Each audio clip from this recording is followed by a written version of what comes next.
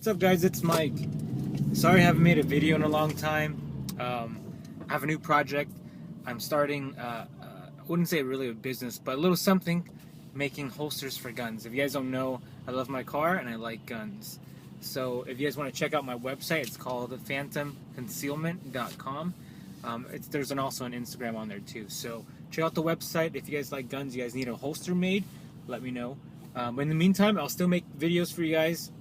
You know, I really love making videos, so I just have to find some time set aside for you guys and set aside for my my holsters, and also set aside time for myself, my family, and my work. So this video, I'm going to talk about one of the most common questions I get is blow-off valves. When you first get a turbo car, you're super excited.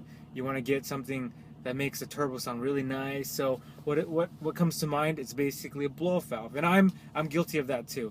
With Subarus, they're a little bit different. You can't exactly just slap a blow-off valve on your car and make it do the big sound and make the car run okay.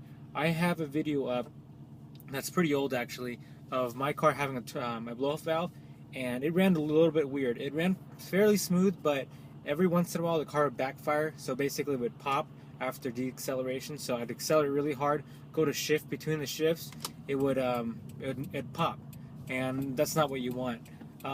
My basic understanding of it is the air is already measured. So if you're venting the air out into the atmosphere, then the car doesn't know what the hell is going on. It's thinking there's air there, but all of a sudden there's no air. So it's going to be bad for your car.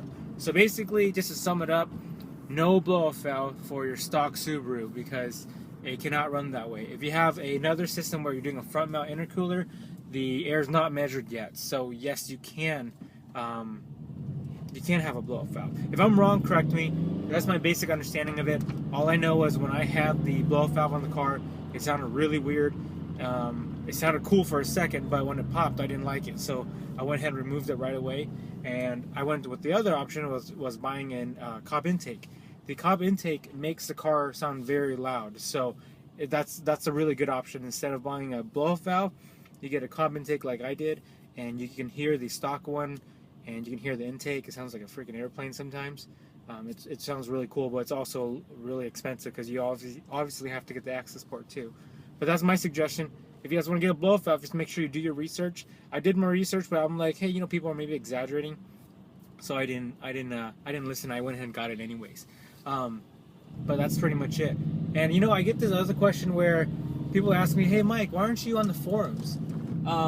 If you guys are one of my early viewers, you guys know my thought about the forums. When I had a Camaro, which was back in high school and college, the forums were great. They were a place where I met a lot of my friends, and we had car meets every weekend, actually every Friday. And if you had a question, the forums would help you. People would hop on, they'd tell you, hey, this is what you do, this is probably the best mod, this is a good brand to buy. Really helpful, really nice people. When I got my Subaru, I was like, oh sweet, I get to go get it back into the forum community and see what's going on. And the first thing I noticed was, I read around before I started posting, and there were a lot of noob bashers. So basically what I'm trying to say is, the people who were veterans, or people who were smart, I guess, about cars, who knew a lot about Subarus, they weren't too tolerant with new people asking questions about basic thing, intakes, exhaust, what should I do here and there. They all get really upset and say, refer to the stickies. Yeah, I understand that you should have stickied it, you should have read it first, but you know, in all reality, there's new people who are super excited that don't really do the search, don't use the search button. You shouldn't get upset. You shouldn't noob bash them at least politely guide them towards the sticky, you know, link them or something. But I noticed it's a big culture of noob bashing on the forum. So what I did was, I decided not to post on the forum. I was just going to read all the stickies like you're supposed to. I did my research, and then this is when I decided to make this channel. I made this channel back in January, so I got my car, had it for a few months, did some modifications, decided to hop on YouTube, make a channel, and help everyone who's buying a car who doesn't know too much. I mean, honestly, I don't know a lot either. I just know enough just to like my car. A lot of you guys are definitely some serious modders out there, so you guys have downpipes, really good exhaust, you know, you guys do suspension work, so that's definitely not me. I'm just a person that knows just enough to talk about it, but not enough to be an expert and teach other people. I just give you my opinion basically, but that's pretty much why I don't go on the forums. I go in one forum, which is Club WRX, but I only go to one thread. This guy has a thread called a big mod thread. I think it's for 2011, 12s, and 13s, and he was really cool. Kept in contact with him, and my how-to videos are posted to him, and he posts my how-to videos onto that thread. So that's my extent of being on the forums. I thought about going on the forums so that way I can talk to people, spread my channel, but at the same time I can just see people going, oh, you think you know everything, that's why you're making YouTube channels or videos. Man, shut the front door basically, because you know what, I don't know what's wrong with Subaru guys in general, not everyone. I'm talking about the forum guys. They think they're so cool. But you know what? We all love cars. We should respect each other, be nice to each other. You give respect, and you earn respect. So you got to be tolerant with the new people. People who don't know stuff, they need to be taught. And if you're an asshole to them, then they will most likely be an asshole to someone else, and the cycle continues. Right? That's what I think, at least. That's my philosophy on it. But that's why I'm not on the forum.